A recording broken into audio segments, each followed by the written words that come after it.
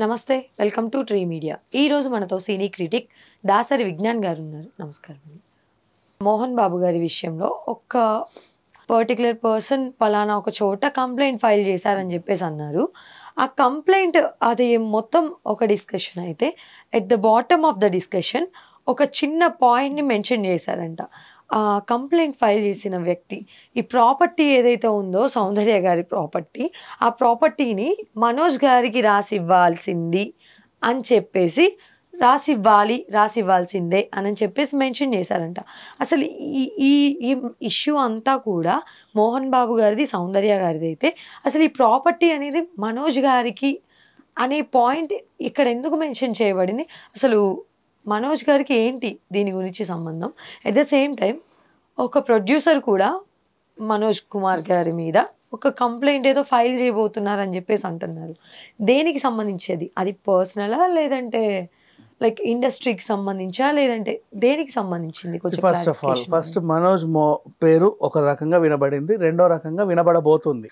First విషయం ఏంటంటే గతంలో ఎంత హడావిడి చేసినా మా అన్న సినిమా ఫ్లాప్ అయింది అని బహిరంగంగా చెప్పిన, మా నాన్న మంచోడు కాదు, మీ డబ్బులని దొబ్బేస్తున్నాడు, మీ ఫీజులని దొబ్బేసి సినిమాలు తీసుకుంటున్నాడు అని చెప్పిన ఎవరు ఆయన్ని పట్టించుకోవాలా.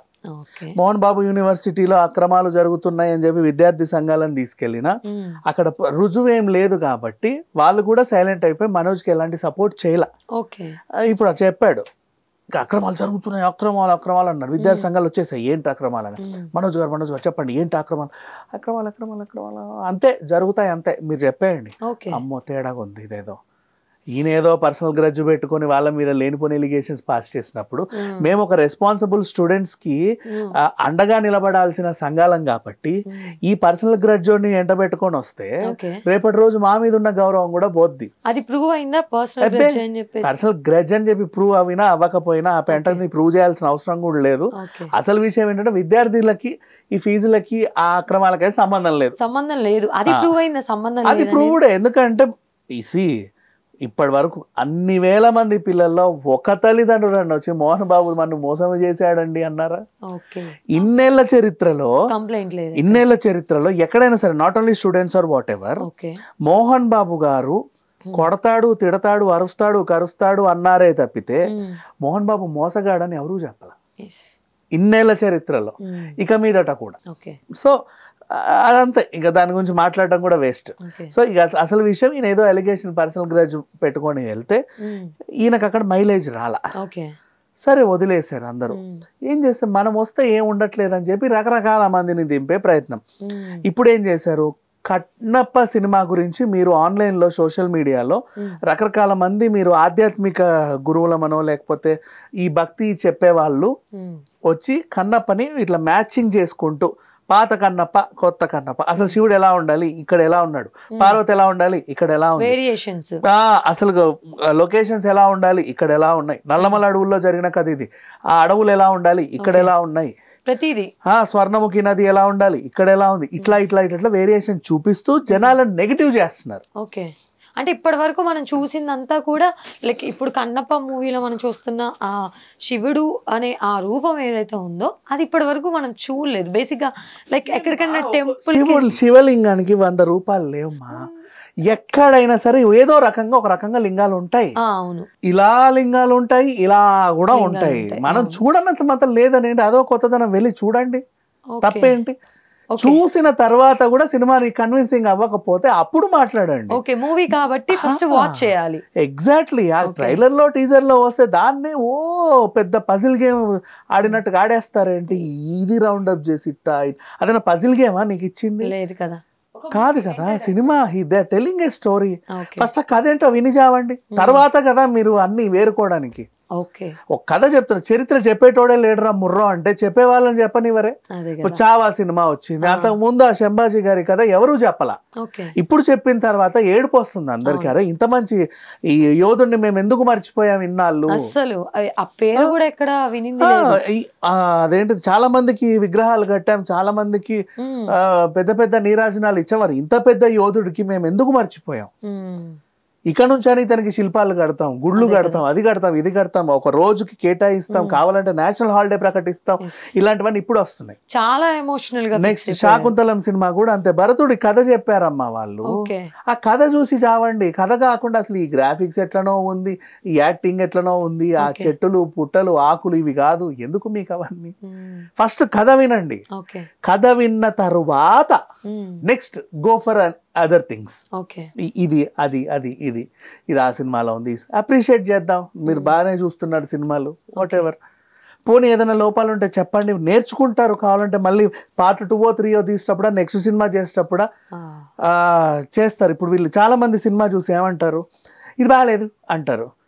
ఎలాగుంటే బాగుంటుందో చెప్తావా నువ్వు? నువ్వు అలా చెబితే అది చూసి అవును నువ్వు చెప్పిందే బాగుంది, ఇది బాగాలేదని నేను అర్థం చేసుకుంటాను. ఒక ఫుడ్ ఇస్తావు, ఏబే కర్రీ బాగాలేదు, దాన్ని ఎలా వండితే బాగుంటుందో నీకు తెలుసా?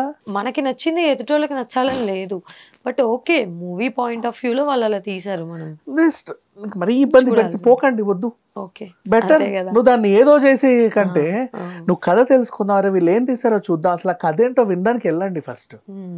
దీన్ని ఏ విధంగా స్క్రూ చేద్దాం అనే వాళ్ళు వెళ్ళకండి ప్లీజ్. ఏదో ఒక విధంగా తప్పది, చాలా పెద్ద తప్పు. నిన్న చావా కూడా తెలుగులోకి ఎప్పుడు వస్తుందా అని అందరూ ఎదురు చూస్తుంటే, వచ్చిన తర్వాత వంకలు ఈ డబ్బింగ్ ఇట్లుంది అట్లుంది, ఒరే కదా హిందీ అర్థమై చావదు కాబట్టి తెలుగులో తీసుకొచ్చారు. మళ్ళీ దాన్ని కష్టపడి మరి మనం చూస్తామని చెప్పేసి ఎగ్జాక్ట్లీ తర్వాత కూడా దానిలో మెలకువలు వీళ్ళందరూ మొన్న అందరూ చూస్తున్నారు, ఎందుకో ఏడు చేస్తున్నారు, చొక్కాలు దించుకుంటారు. అసలు వాట్ హ్యాపెండ్? వీళ్ళు చూస్తే అర్థం అవ్వట్లే, అబ్బా ఏంటా ఎమోషన్, మా లాంగ్వేజ్కి వస్తే బాగుండు అనుకున్న వాళ్ళు ఉన్నారు. ఓహో ఇదా కథ, అంతేగాని ఈ డబ్బింగ్ ఇట్లుంది, అది అట్లుంది, ఇది ఇట్లుంది, మో బాబోయ్. సరే ఇక అసలు విషయంలోకి వస్తే, ఇప్పుడు మన మోహన్ బాబు గారి మీద కేసు పెట్టినోడు ఒక అడ్రస్ లేనోడు, ఖమ్మం డిస్ట్రిక్ట్, ఖమ్మం రూరల్ అంట, అదేంటో సత్యనారాయణపురం ఏదో ఊరి పేరు చాలా బాగుంటది. దాంట్లో ఏదురు గట్టు చిటిబాబో చిటిమల్లో ఏంటో ఈయన పేరు, అసలు ఆయన ఎవరు ఆయనకు కూడా తెలియదు. ఒక కొత్త గెట్ అంటే మనం ఒక అద్భుతమైన కంప్లైంట్ ఇవ్వాలి అంటే ఫస్ట్ మనం హైలైట్ అయితేనే మనల్ని పిలుస్తారు. ఊరికే ప్యాంటు చొక్కా వేసుకొని సార్ నేను కంప్లైంట్ ఇస్తుంటే కూర్చో కాసేపు అంటారని గెటప్ వేసుకున్నాడు. అది ఏం గెటప్ ఇప్పటికీ అర్థం కాదు. ఇక్కడ జెండా పెట్టాడు, ఇంకోటి ఇంకేదో పెట్టాడు, ఒంటి మీద ఏదో వేసి విచిత్రమైన ఒక కొత్త రకమైన రూపంతో ఎలాగంటే హే బాబు ఏంటి ఇలా ఉందా కూర్చో అని కూర్చోబెట్టారు. కూర్చున్న వెంటనే నేను ఇట్లా మోహన్ బాబు గారి మీద కంప్లైంట్ ఇస్తున్నాను. అవును మోహన్ బాబు గారు, వాట్ హ్యాపెండ్? సౌందర్యం గారిని చంపిన మోహన్ బాబేనండి, నీకు తెలుసారా? చూసి చచ్చావా? పోనీ ఆ వయసులో 21 ఏళ్ల క్రితం నువ్వు ఆ చెంబట్టుకొని ఎక్కడికో ఏటిగట్టుకి వెళ్ళావే అనుకో, ఏ కొండ మీదకో గుట్ట మీదకో, ఓకేనా, పైనుంచి హెలికాప్టర్ పోతూ నువ్వు ఇట్లా చూస్తున్నావు, అనుకోకుండా ఒక మనిషికి చప్పుడు వినప్పుడు ఇట్లా చూస్తావు, అక్కడ మోహన్ బాబు గారు ఇట్లా రివాల్వర్ లేకపోతే పెద్ద గన్ను పట్టుకొని ఇలా షూట్ చేశాడు అనుకో దాన్ని, ఆ ఫ్లైట్ టిట్ అని హెలికాప్టర్ కింద పడింది, నీ కళ్ళ ముందే చెల్లా చెదరైపోయింది, సౌందర్య గారు చనిపోయారు. నువ్వు చూస్తే అప్పుడు వెళ్ళి కంప్లైంట్ మోహన్ బాబు గారి మీద, నువ్వెవడో తెలియదు, అదేమైందో తెలియదు, అక్కడ సిచ్యువేషన్ ఏంటో తెలియదు, ఏ రోజు జరిగిందో తెలియదు, ఎట్లా జరిగిందో నీకు తెలియదు, ఆ మనుషులకు అక్కడ ప్రాపర్టీలు ఉన్నాయో లేవో కూడా నీకు తెలియదు. సింపుల్గా వెళ్ళేసావు, రాసేసావు. రేపటి రోజు సౌందర్య గారికి సంబంధించిన కుటుంబ సభ్యులు అసలు మాకు అక్కడ ఆస్తులే లేవండి, మీకు ఎవరు చెప్పారు ఈ రూమర్ అంటే, ఎక్కడ పెట్టుకుంటారు తలకాయలన్నీ? బేసిక్గా ఏడ పెట్టుకుంటారు తలకాయలన్నీ ఇది. అండ్ సరే వాట్ ఎవర్, అవి ఇట్లాంటి వాళ్ళని నమ్మొద్దు. ఇక మనోజ్ టాపిక్ ఎందుకు వచ్చిందంటే, ఈయన అంతా రాశాడుగా లాస్ట్కి అలాగే మంచు మనోజ్ గారికి కూడా న్యాయం జరగాలన్నాడు. ఒరే నువ్వేదో కంప్లైంట్ పెట్టి చచ్చావు, అది ఆ కంప్లైంట్కు న్యాయం జరగాలని నువ్వు పోరాడితే బాగుంది, మధ్యలో ఈయనకి న్యాయం జరగాలని నువ్వెందుకు పోరాడుతున్నావు? నీకేంటి ఆయనతో అదేంటి ఇదేంటి అని ఎంక్వైరీ చేస్తే ఏమీ లేదు, మనోజే ఆయనను తీసుకొచ్చి అలా పెట్టించాడు. సేమ్ ఇదే మనోజు మళ్ళీ తిరుపతిలో ఈ ఆధ్యాత్మికంగా చెప్పే వాళ్ళు ఉన్నారా, వాళ్ళకి డబ్బులు ఇచ్చి కన్నప్పని ఇది మ్యాచ్ చేసి నెగిటివ్ చేయడం. ఒరిజినల్ కన్నప్ప అంటే ఇలా ఉండాలి, ఇది అసలు కన్నప్పే కాదు, ఇది ఇంకేదో అప్ప, మీరు చూడకండి, అవసరమే లేదు. ఇప్పుడు ఆ కన్నప్ప మూవీ ప్రొడ్యూసర్ ఫైల్ చేయబోతున్నారా కేసు? లేదు, కన్నప్ప మూవీ ప్రొడ్యూసర్ మన మోహన్ బాబు గారే కదా, మరి ప్రొడ్యూసర్ ఫైల్ చేయబోతున్నారు కేసు అన్నారు. ఒక ప్రొడ్యూసర్ మంచు మనోజ్ మీద కేసు ఫైల్ చేస్తాడు, ఇది సంబంధం లేని కథ. ఇంకా విషయం ఏంటంటే, మొన్నటిదాకా తాగొచ్చి తలుపులు దండడానికి, తిరుపతి వెళ్ళి హడావిడి చేయడానికి, యూనివర్సిటీకి వెళ్ళి మందం తీసుకొచ్చి మీటింగ్లు పెట్టడానికి ఈయన దగ్గర చిల్లర లేవంట. చిల్లర లేకపోయేసరికి ఏం చేయాలో అర్థం కాక ఇంట్లో వాళ్ళని అడగలేక బయట అప్పులు చేయలేక సరే అని చూసేసి ఎట్లాగూ సినిమాలో ఒప్పుకు చేస్తున్నాం కదా, నా ప్రొడ్యూసర్ దగ్గర అడ్వాన్స్ తీసుకోవచ్చు కదా అనుకున్నాడు. నా హనుమాన్ ప్రొడ్యూసర్ గారు నిరంజన్ రెడ్డి గారి దగ్గర ఒక సినిమాకి సంబంధించి కమిట్మెంట్ ఇచ్చాడు. వేరే డైరెక్టర్, ఈయన ప్రొడ్యూసర్ వేరే డైరెక్టర్. ఈయన బర్త్డే ఉందండి, అది ఉందండి, ఇది ఉందండి, ఏదో అవసరాలు ఉంటాయి కదండి, కొంచెం ఇవ్వండి అంటే ఆయన అరే మన హీరోనే కదా అని చెప్పి కొంచెం డబ్బులు అడ్వాన్స్ రూపంలో ఇచ్చాడు. నువ్వు రావే షూటింగ్కి, ఎప్పుడు వస్తావయ్యా షూటింగ్ అంటే అది అది అది ఈ కథ కొంచెం ఎట్టనెట్టనో ఉందండి, దీన్ని ఇటు తిప్పి ఎడు తిప్పి ఇటు తిప్పి ఇటు తిప్పితే బాగుంటుంది, అది కొంచెం కసరత్తులు చేయండి వస్తాలే అని చెప్తుంటే వీళ్ళకి మండింది. ఎందుకు అసలు అనవసరంగా ఇప్పుడు వెళ్ళి కేసు వేయడం ఎందుకు అంటే పాపం ఈ ప్రొడ్యూసర్కి భైరవం ప్రొడ్యూసర్లు తెలుసు. ఇప్పుడు ఈయనని నేను ఇబ్బంది పెడితే ఈయన నెగిటివ్ చేస్తే ఆ ఎఫెక్ట్ మళ్ళీ నా తోటోడి ఇంకో సినిమా మీద పడుద్ది. భైరవం సినిమాలో నారా రోహిత్ ఉన్నాడు, బెల్లంకొండ అబ్బాయి ఉన్నాడు, ఈయన కూడా ఉన్నాడు. సినిమా నిజంగా చాలా బాగా వచ్చింది, అద్భుతం, అది హిట్ అవుతుంది ఖచ్చితంగా.